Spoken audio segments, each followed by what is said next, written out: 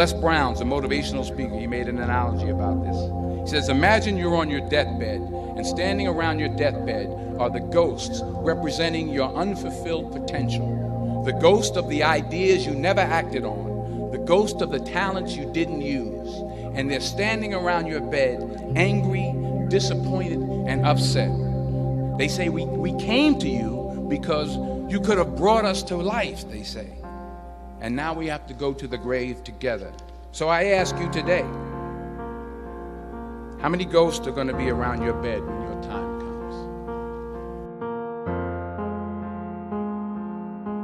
comes? So the question is, what are you going to do with what you have? I'm not talking about how much you have. Some of you are business majors, some of you are theologians, nurses, sociologists. Some of you have money, some of you have patience, some of you have kindness, some of you have love. Some of you have the gift of long suffering, whatever it is, whatever your gift is. What are you going to do with what you have? So you got to get out there, you got to give it everything you got, whether it's your time, your talent, your prayers, or your treasures. If I'm going to fall, I don't want to fall back on anything except my faith. I want to fall forward.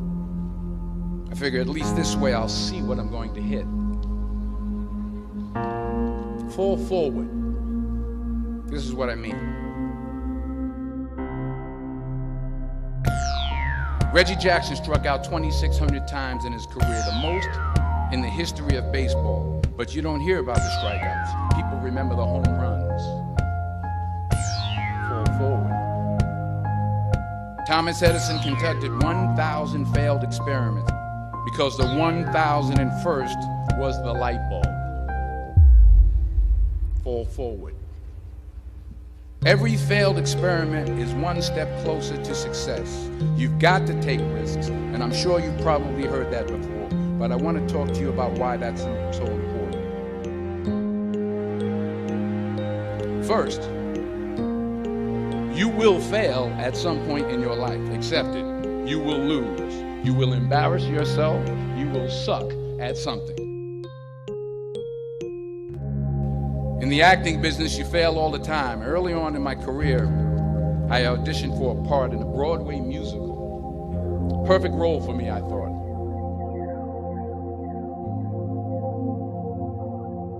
I didn't get the job. But here's the thing. I didn't quit. I didn't fall back. I walked out of there to prepare for the next audition, and the next audition, and the next audition. But I continued to fail,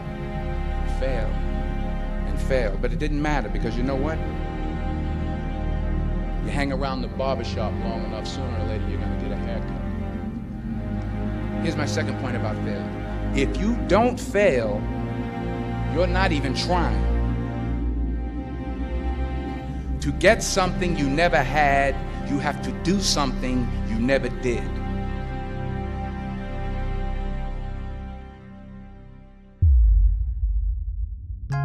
But do you have the guts to fail?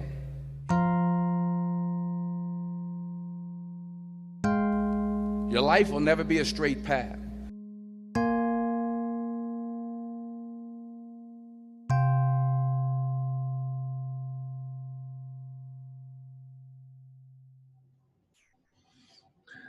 Hey, what is up, everybody? Welcome, fellow Phoenixes, to the Spiritual Phoenix Podcast, where we make a daily offering to the divine by putting our past on the pyre, searching the smoke for spirituality, turning the ashes into art, adapting isolation into connection, and manifesting mental wellness.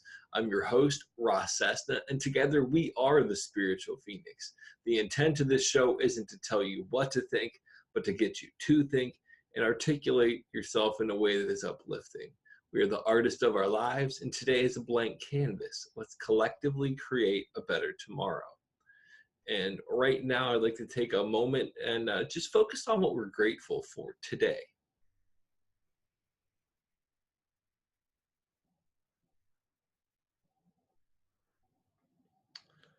Today, I'm really grateful for the internal and external resources that have allowed me the ability to navigate through long suffering and an abundance of failures and different masks. And with that, I'd like to get into today's topic, really, which is the gift of long suffering and the ability to fail forward. So, to start, we'll go with the gift of long suffering. Anybody who's listening to this podcast, I would hope understands that I've been through some things that have made life difficult, and some of my own choices have made life incredibly difficult for me.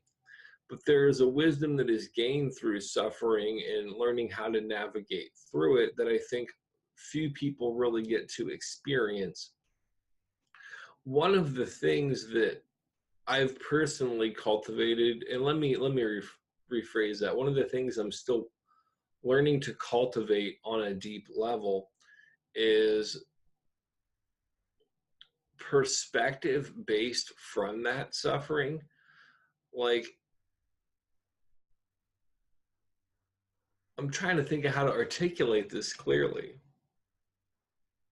There's a certain sense of peace and surrender and acceptance and patience that is cultivated from that suffering, I guess, is the best way to put it. But you really have to sit with that pain and suffering and make friends with it and be compassionate towards it, I guess, is the best way to say it. For a large part of my experience, I'm 34 now, so I would say for the better part of 32 or 33 years, I was very resistant to suffering, very resistant to my emotions in general, or I would become a victim to them. And a large part of that was due to the environment that I was raised in and the examples that I was given and how to deal with emotions. But also understanding now, and this is hard for me to say because at times it really doesn't feel like it, what a gift that environment was, because it has afforded me the ability to cultivate a perspective on emotions, on suffering, on honestly, even on insanity and depravity, to where I have a sense of gratitude and thankfulness most days when I'm being present, that few people in our culture can actually cultivate. And I say few in a relativistic term. I'm obviously not the only one, and there's people that are further advanced in this than myself. But I also have to give myself credit for what I have cultivated from it. So I say that to really say this: if you're going through stuff in life that's uncomfortable, know that you can channel that experience to your benefit. And getting caught up in this new age thought trap of everything needs to be pleasant. What I put out, I receive. I shouldn't feel this way. I don't need to be angry. I need to kind of suppress, repress, or not be present with these different emotions. That's some bullshit that's going to prevent you from the gift of long suffering and the wisdom and the intelligence that comes with that, in my opinion. That being said, there's still a time when maybe that's what you need. You need to shield yourself from some of those feelings because you don't have the resources or the foundation or the community to help you navigate through them. And that's the other thing that I would say. The gift of long suffering that I've been cultivating hasn't been a one-person job. They say that it takes a community to raise a child, or there's some phrase along that way, along that mindset. And really, this community effort of the fellowship that I'm in, and various other networks that I'm exposed to, has also been a catalyst for the alchemical process of that suffering into spiritual and mental gold, I guess is what I would say. So know that if you're going through things, you can channel it for the better. And now the concept of failing forward. There's this really amazing speech that I heard by Denzel Washington, and if I was able to find it, you'll hear it before this whole talk, so you have some understanding. Also, the gift of long suffering is something that Denzel Washington mentioned in that talk. It was a communion address to, I forget what college. Anyhow, I've been listening to that every day for like a week, and it's been pretty amazing, the impact it's had on my life. But failing forward is the concept of letting your mistakes be the gateway to the potential future of everything that you want. And within my life, like looking back long enough, that really has been it. So that failing forward thing even ties into the gift of long suffering. My suffering came from lots of failures to learn from mistakes, failures to change behaviors, failure to so on and so forth. Failure to learn lessons, really. But at the same time, all of those failures culminated in the destruction of my old way of life in a very significant way, to where it expanded my horizons beyond what I could have fathomed.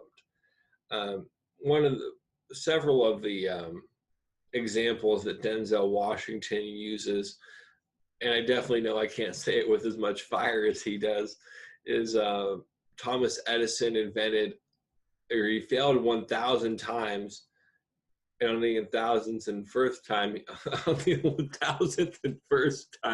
he invented the light bulb. So it took all of those successive failures, and that's pretty impressive. And he lists some other people that, because I don't prepare for these things, I just speak off the cuff, I can't recall right now.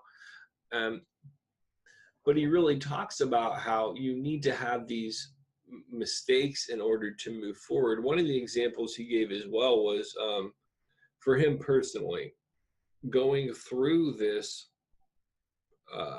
interview and not getting the part, but then continually going until he actually got acclimated.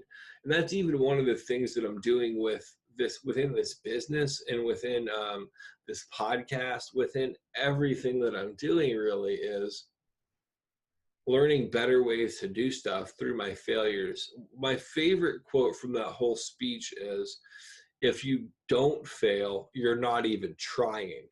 And with what I'm doing now, I have tried to do something inspiring, something meaningful since 2012. And the only thing that I've stayed consistent with on some level is this podcast, with Spiritual Phoenix Studios, with everything that I've been doing in the past 2 years.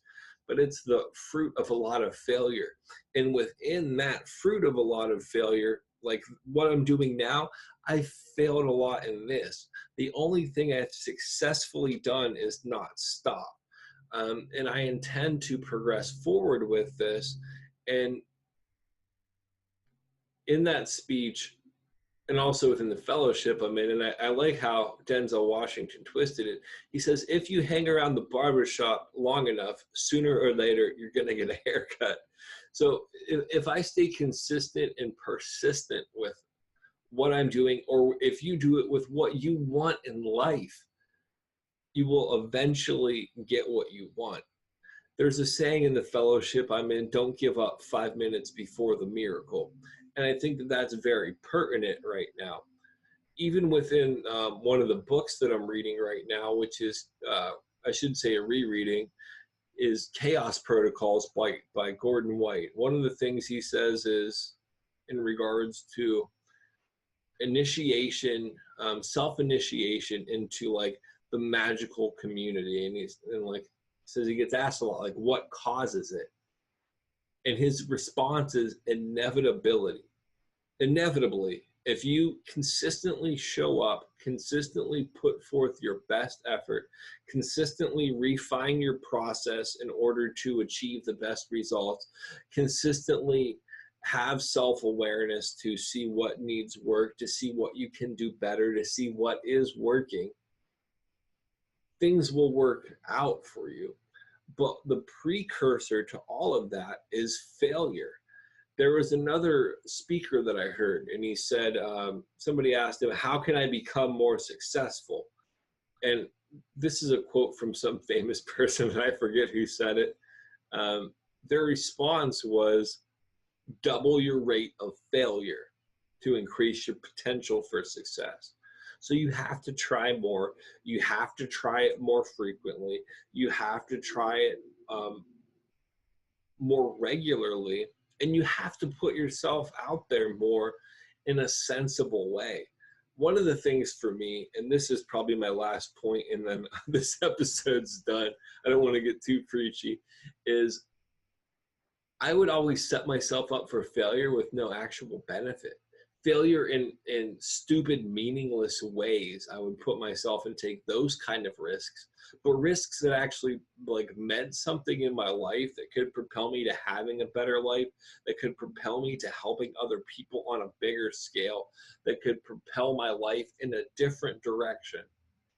I rarely would take those risks.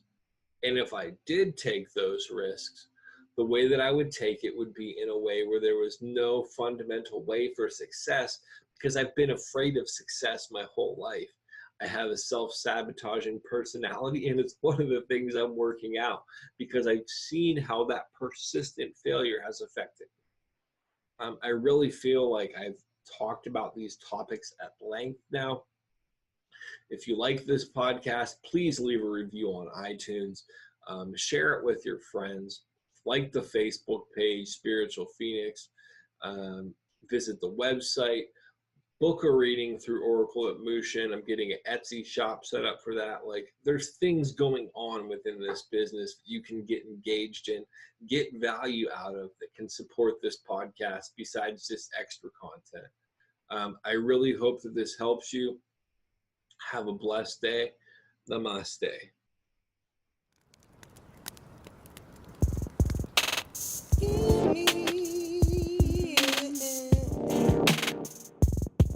Something you don't know.